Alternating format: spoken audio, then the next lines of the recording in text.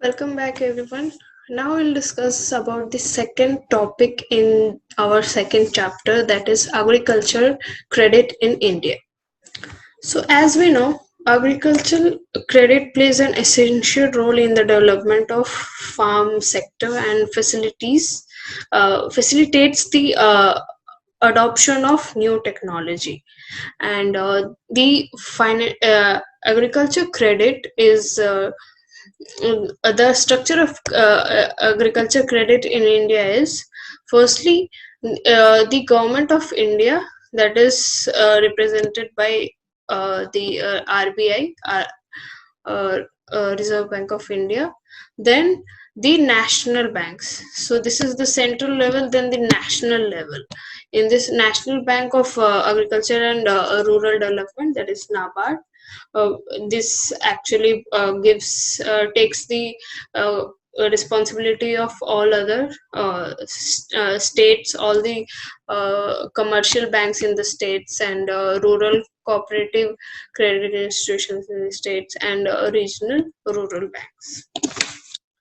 Next, we'll see the trend of agriculture credit since all over this year. So, 1951 to 1969, this is known as phase one of the rural agriculture credit. Then in phase two is known from 1970s to 1990s. This is known as phase two. Then 1991 and beyond is known as phase three. So you can see that uh, the agriculture credit disbursement, this blue line, has keep on increasing over the years, and the agriculture credits GDP, this OS, is also been increasing more than the disbursement over the years. Now let's discuss about the issues in agriculture credit. So the primary issues in agriculture credit is that credit reach.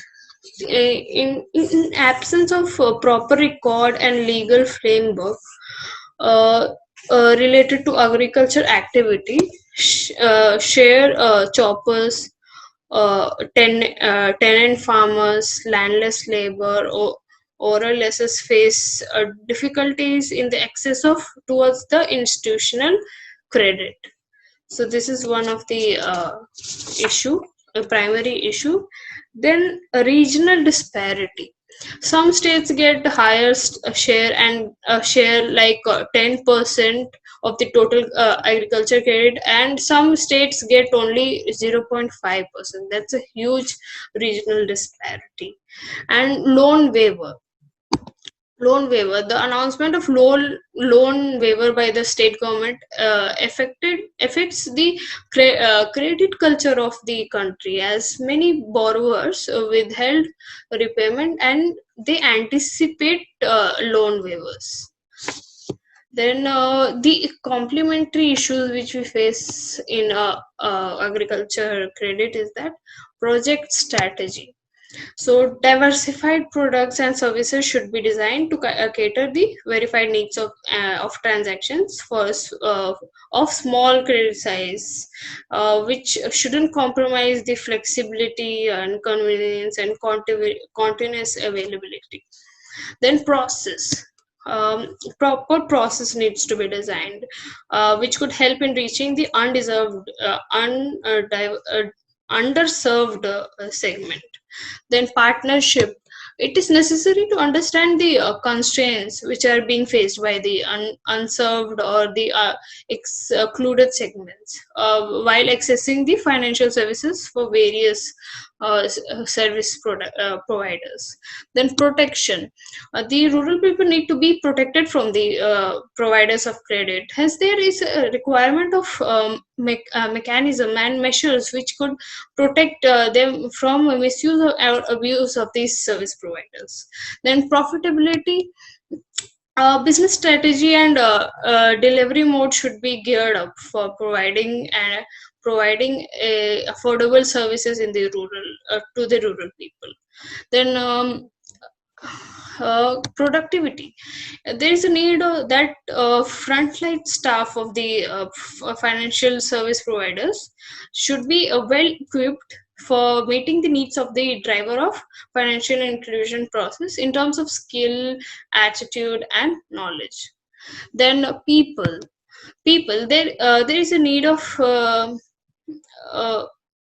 uh, good people to help the villages take loans and make them understand uh, about the credit services.